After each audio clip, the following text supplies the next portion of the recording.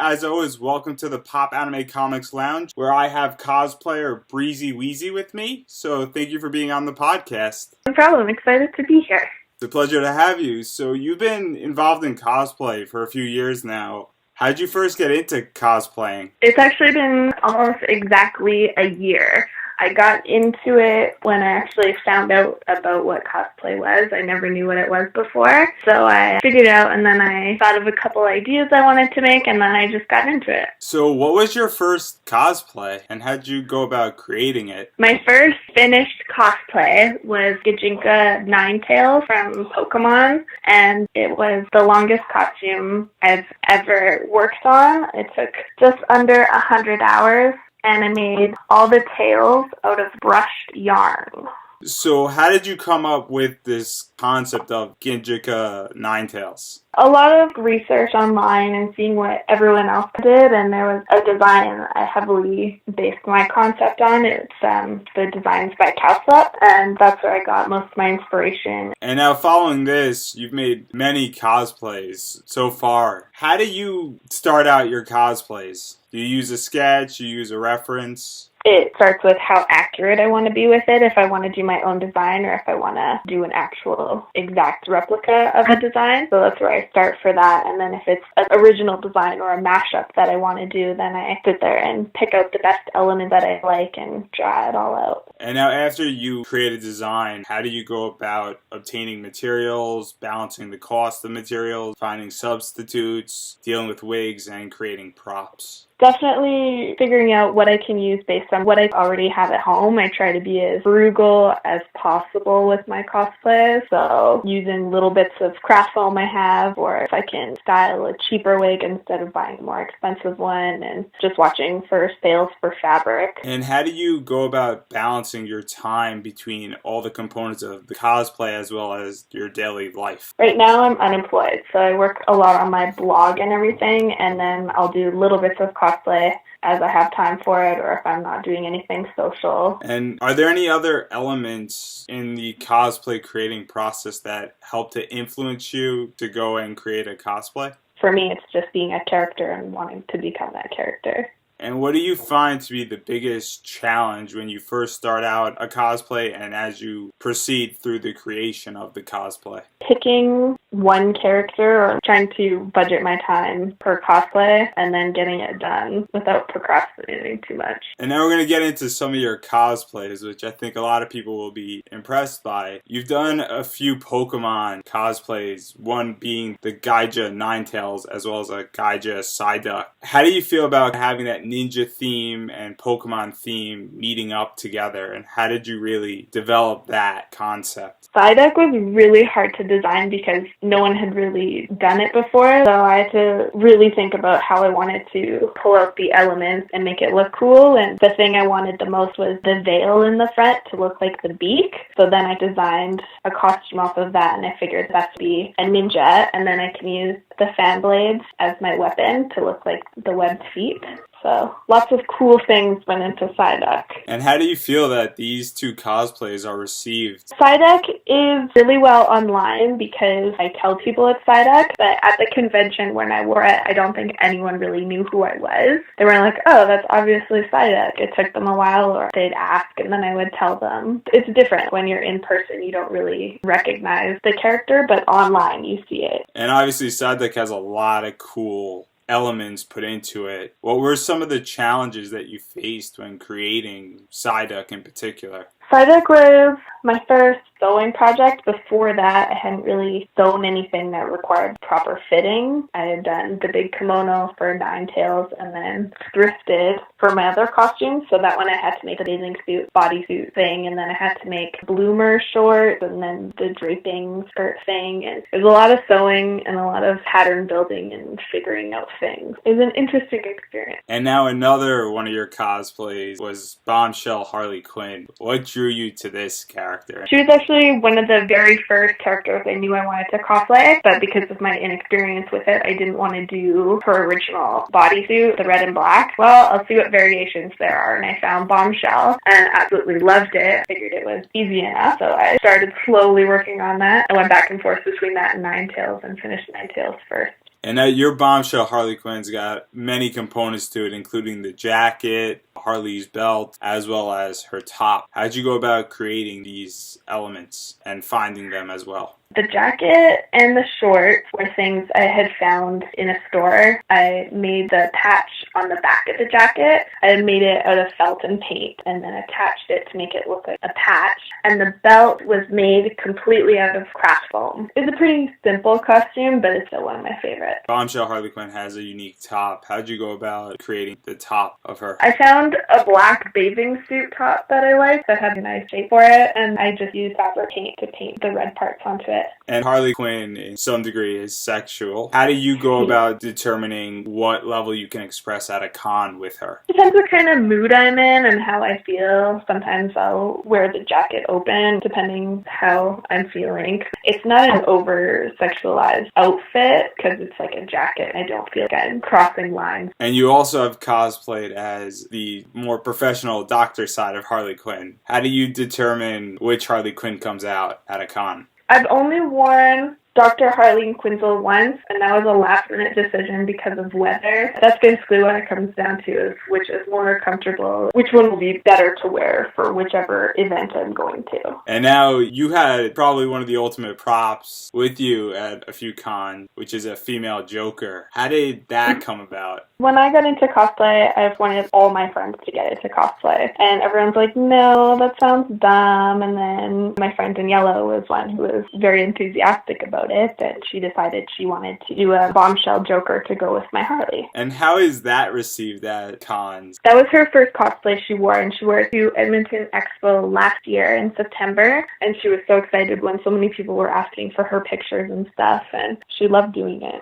And now to leave the world of DC and to enter the world of Dynamite Comics, you've cosplayed as Red Sonja. I've only cosplayed her for photos. I've never worn her to a convention, and I'm not sure I would be confident enough to do that. So how did you get into Red Sonja, and how did that entire idea come about? Red Sonja was actually one of my first comics I ever owned. She was one of my favorite characters ever. I was obsessed with her. She's such a cool character. And then I had gotten rid of all my comics at one point and forgot about her. And then a cosplayer from the east side of Canada, Undead Do, she had cosplayed her, and I was just absolutely in love with it. And her creation was very simple, so I decided to make a version of it just for fun. And now Red Sonja shows a lot of skin, for lack of a better word. How'd you go about creating that cosplay, and in particular the top and the bottom of it? That was all thanks to tips from Undead Do. It's all craft foam, basically glued onto a bra and some felt for the skirt. It's pretty simple. It's just craft foam, and then I spray painted it with metallic spray paint. And also, she has a sword. How'd you go about creating that prop? That was my first time using insulation foam and power tools for props, so I wasn't super happy with it afterwards when I learned a few new techniques with newer props. But for my first prop, I was pretty happy with it. I just carved it out of insulation foam, and I smoothed it out with wood glue and then painted it the same way. And now this is only a photo shoot cosplay. How do you go and get shots taken with this cosplay, and how do you book those? For that one, I wasn't super comfortable with going with one of my professional photographers, so what I did was I went out with just a friend who took some shots for me. Another one of your cosplays is from League of Legends, Nidalee, which I love this cosplay, and I think many people do as well. What was the inspiration for this cosplay? I was for a convention last October, and I was going to enter my first cosplay contest with it, and the theme had to be video game related, and at that point, I only had Ninetales and Bombshell Harley, and I played League of Legends for a little bit, and I really liked the character, so I was talking with some friends, and they're like, you should do Nidalee. It seems a simple enough costume that I can probably pull it off. That was the inspiration. And walk me through how you created it a little bit. It's actually made out of a two-sided blanket. I found this really soft blanket. One side was fur I used for the trim, and the other side is a thinner fur that I ended up painting and matting down with fabric paint. It gave a really cool leathery look, which I love with. It was really easy to sew because it was stretchy, so I didn't have to worry too much about fitting it properly. And then the spearhead I made entirely out of craft foam, and the little bones and teeth were all made out of model magic and just attached it with a stick we found. And now you mentioned that you entered a competition with this cosplay. I'm not very familiar with how competitions in cosplay work, so can you go into a little bit of details on how they work and how this competition worked in particular? They will be different at every single convention you go to, but the basic idea behind them is there's 3 categories. There's beginner, intermediate, and master, and you enter based on how many previous awards you won, how many cosplays you've made, stuff like that. So I entered in beginner because it was my first time entering competition. Obviously, this was a new cosplay that you created, and I believe one of your idols is Jessica Nigeri, who has also cosplayed this character. Does her cosplay and her doing the character give you any inspiration on how to improve your cosplay of the same character? Definitely. Every time I see someone else do it, I'll look at their ideas and what they came up with and think of how I could have done that, or like this would have been a cool way to do it. But for right now, I wouldn't want to improve mine. I like how it looks for my body and my style. I love Jessica's version, but I wouldn't improve mine based on someone else's work. And another cosplay that you've done is Moon Knight from the Marvel Universe, which has generated many, many fantastic photos that are out there. Why do you feel that this cosplay is so photogenic? It was such a random one. It was a closet cosplay that I just threw together, and it just blew up. People loved how it looked. I'm really happy with it, and the shots that I got with Rick were so great. I'm so in love with everything he took. And many of the photos taken were professional. So how does professional photo shoots work with all your cosplays, and in particular with this one? It's hard to say if it's professional. I like working with people who have experience in it. Didn't feel any different than going out with a friend. Rick was very friendly. He's very chatty, so it's not awkward. And he gets great shots. He gives really great direction, so you don't look awkward in photos.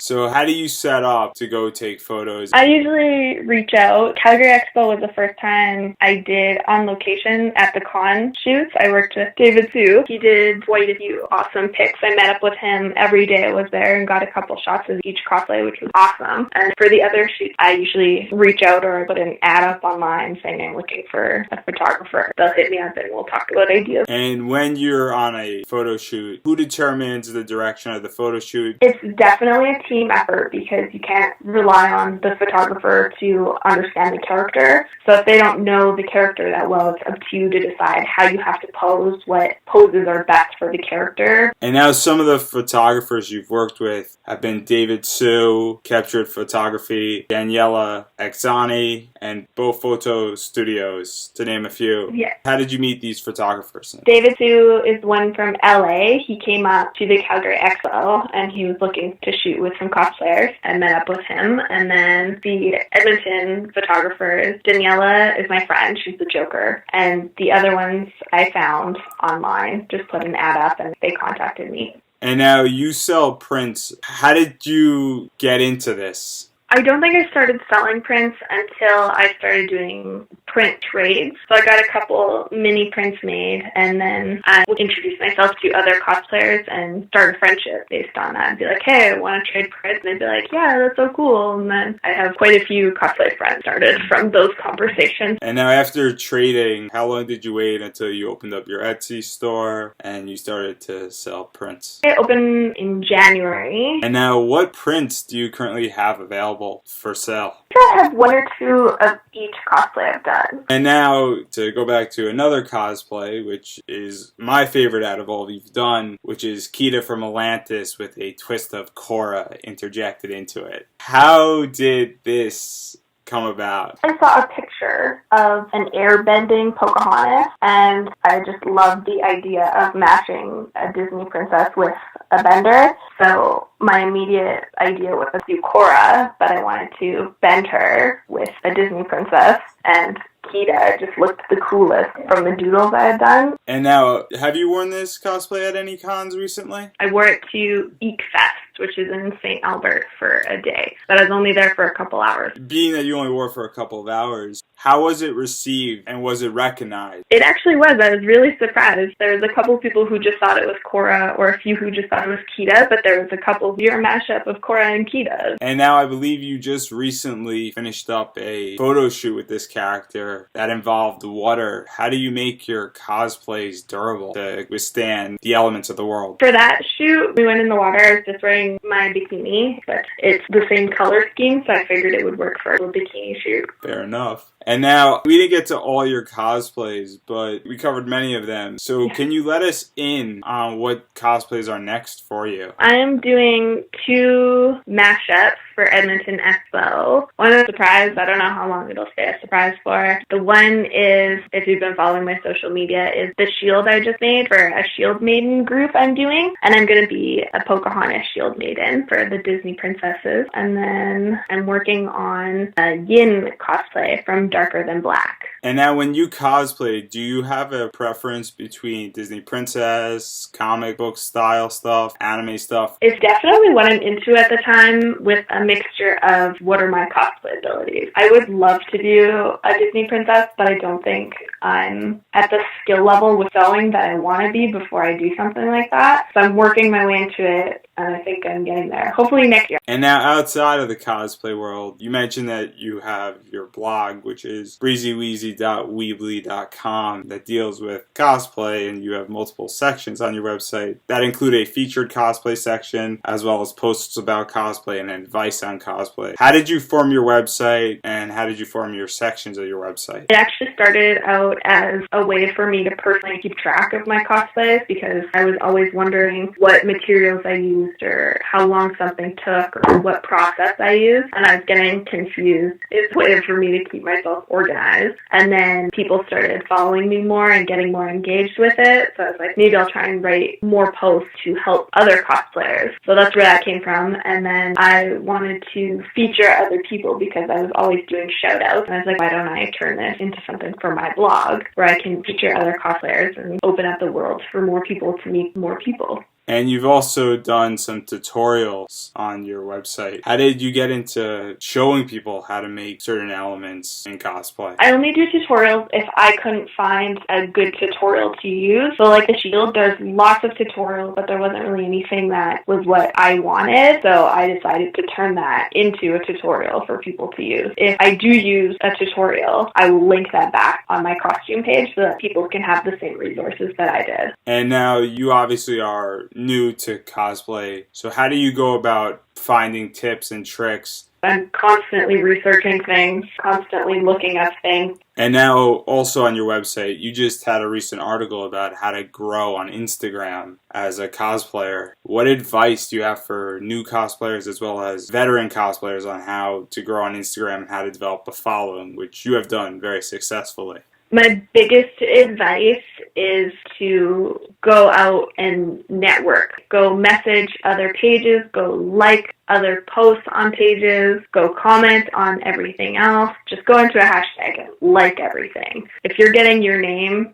showing up in someone else's notifications, they're more likely to notice you. And now speaking on advice, what other advice can you offer to cosplayers in creating, obtaining materials, props, and con etiquette, and any other tricks and tips that you've come across so far as a cosplayer? There's so many resources online. I think the biggest and most important is to let yourself have fun with it, because once you start telling yourself, I'm not good enough, or I need to be famous, why am I not cosplay famous, I'm so much better. Once you start telling yourself negative things like that, it takes the whole fun out of the hobby. And if you're worried about not having enough money, stuff like that, it can really stress you out. So you just need to focus on having fun. If you can only do one cosplay a year, only do that one cosplay a year. As long as you're having fun, meeting new people, and doing what you want, I think that's the most important thing. And now you got a lot going on with your cosplays, your website, your Etsy store. Do you want to promote anything? Facebook, Twitter, website, Instagram, your store, con appearances? All my social media is on my website. My main one that I use is Instagram. Breezy Weeze is my name on everything. So just to make it easy for followers, what is your website? breezyweeze.weebly.com. And is your Instagram the same? Yeah, it's at Breezy Weeze. Same with Twitter and Facebook.